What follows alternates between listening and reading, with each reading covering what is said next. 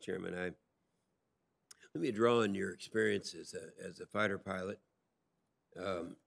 It's been concerning to me for quite some time, the criticism of our F-35 that we hear from a lot of people. I won't even mention the sources, but it is something that really bothers me when you stop and think about what we don't have in terms of fifth-generation fighters. Admiral Davidson's testimony, this is way back in March to the House Armed Services Committee, he said that our adversaries are already developing or fielding fifth-generation fighters, and we know from our own gaming and emulations that fifth-generation fighters are a game changer. Now, as a fighter pilot, kind of explain why the F-35 as a fifth-generation fighter is so critical to deterring and, if necessary, defeating China's use of the military force. And in your opinion, why it's important to the ability to fight and win inside the first and second island chains.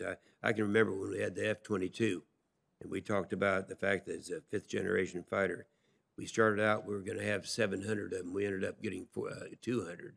I remember that very well, and the criticism that I had at that time. And we've had the same problems now. And yet, now we know it's a different game now, because our competition has fifth-generation fighters. What are your thoughts on that? Thank you, Senator. As you know, the Chinese Communist Party has generated some capabilities in the region that are designed to keep us out. Some refer those as A2AD, and when we talk about them, we talk about operating in contested space. Fifth-generation airplanes and beyond are required to be able to generate a lethal force and posture it in a place where it's needed to generate the deterrence that I've mentioned.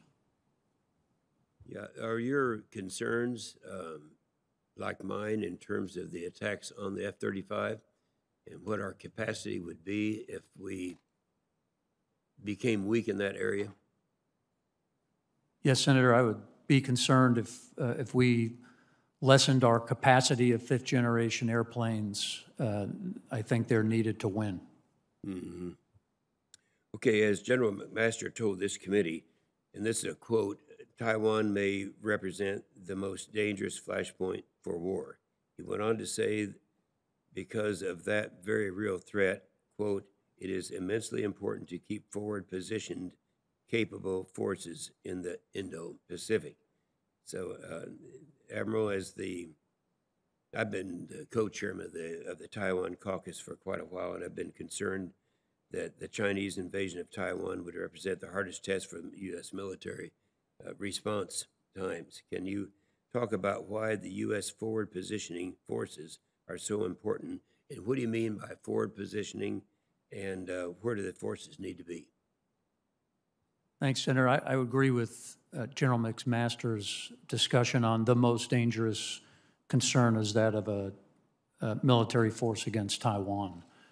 To combat that, the forward posture west of the international date line is how Admiral Davidson describes it, and I concur with that. Forces positioned to be able to respond quickly, and not just our forces, those forces combined with the international community, with our allies and partners, those nations with common values, those two things would position us very strongly for the deterrence required. Okay, good. Thank you, Mr. Chairman. Thank you.